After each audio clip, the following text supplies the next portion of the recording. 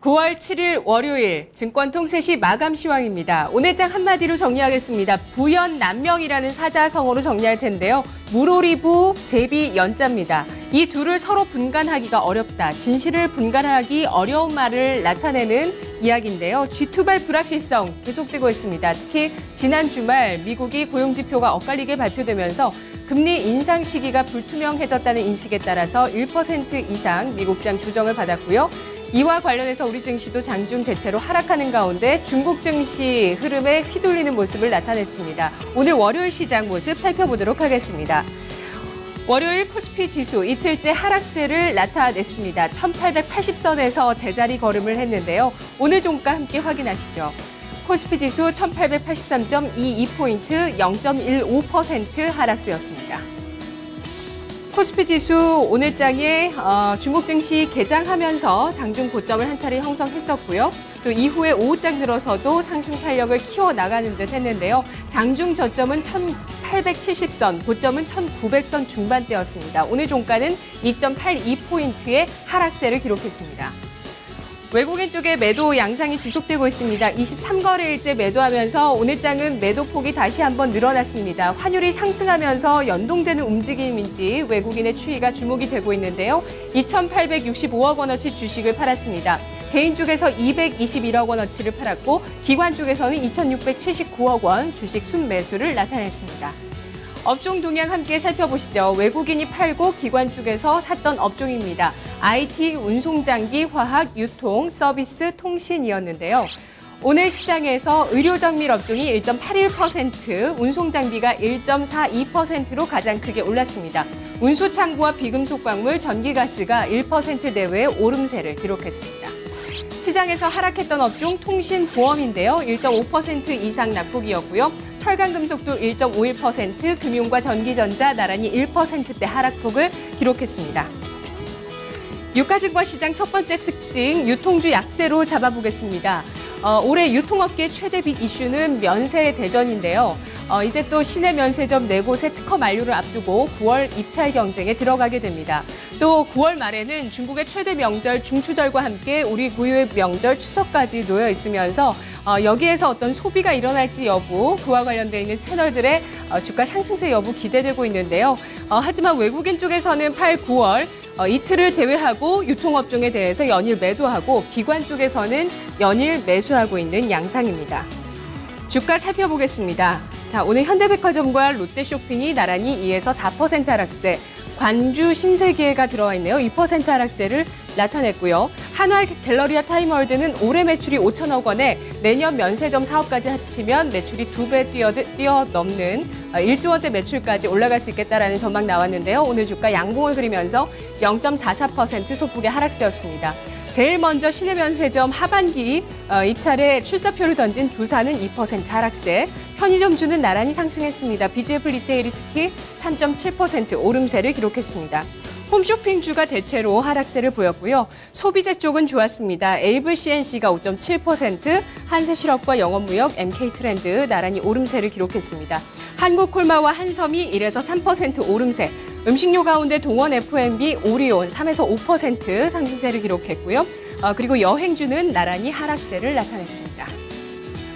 다음 유가증권 시장의 특징, 모멘텀 부각으로 잡아보겠습니다.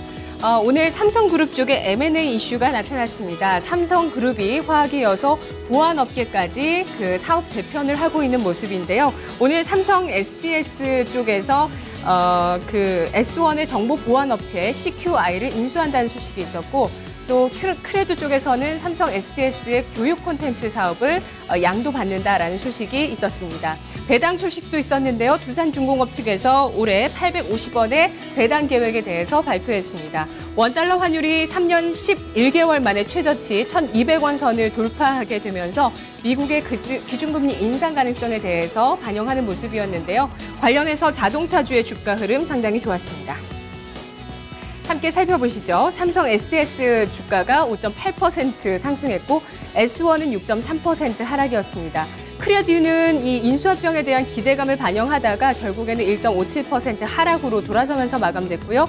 두산중공업이 9.8% 급등한 19,600원 선의 종가를 형성했습니다. 오늘 원달러 환율이 1,203원 선에 끝나는 가운데 현대기아차가 나란히 1%대 상승, 현대위아는 중국발 수주 이슈와 함께 7% 넘는 급등 양상이었고요. 현대글로비스 6% 이상 상승하는 모습이었습니다. 중국 쪽의 전기차 모멘텀을 받게 되면서 2차 전지 업체들의 사업성, 성장성에 대해서 기대가 나오고 있는데요. 삼성 SDS가 3% 넘는 상승, 코스닥의 평화전공과 삼기오토모티브, 또 유가증권시장, 대원강업과 화신이라는 종목 나란히 3에서 9% 오름세를 기록했습니다. 코스닥으로 가보겠습니다. 코스닥 지수 금요일장 급락 이후에 오늘까지 하락세를 기록했습니다. 미국과 중국의 눈치 보기 코스닥에서 아주 탄력적으로 나타나는 모습인데요. 오늘 주가는 0.25% 하락, 648.8포인트 기록하는 모습입니다. 중국 증시가 개장하면서 하락 출발한 이후에 급격하게 1.7%까지 상승세로 돌아서기도 했는데요. 따라서 코스닥 지수도 탄력적으로 장중에 1% 이상까지 상승폭을 나타내기도 했습니다. 장중 상승 하락 등락을 오가고 난 뒤 1.65포인트의 하락세로 종가를 형성했습니다. 코스닥 시장에서는 기관 쪽에서 6일째 순매도가 나타나고 있습니다. 450억 원어치를 팔고 개인 쪽에서 51억 원 순매수, 외국인은 374억 원어치 매수를 나타냈습니다. 업종 동향 보겠습니다. 코스닥에서는 외국인이 사고 기관 쪽에서 팔았던 업종, 제약, IT 소프트, 기타 서비스, 오락 문화로 나타났는데요. 오늘 코스닥에 하락했던 업종 확인하겠습니다. 코스닥 시장에서 출판 매체가 5.56% 급락했고 음식료와 일반 전기 2% 내외 하락세, 의료정밀과 유통업종 1% 이상 내렸습니다. 상승했던 업종 통신 서비스인데요. 4.25%, 종이목재, 통신방송, 정보기기, 방송 서비스 1에서 3% 오름세를 기록했습니다. 코스닥의 특징 핀테크로 잡아보겠습니다. 연일 이 모멘텀, 이 이슈에 대해서 잡고 있는데 계속 모멘텀이 제기가 되고 있죠.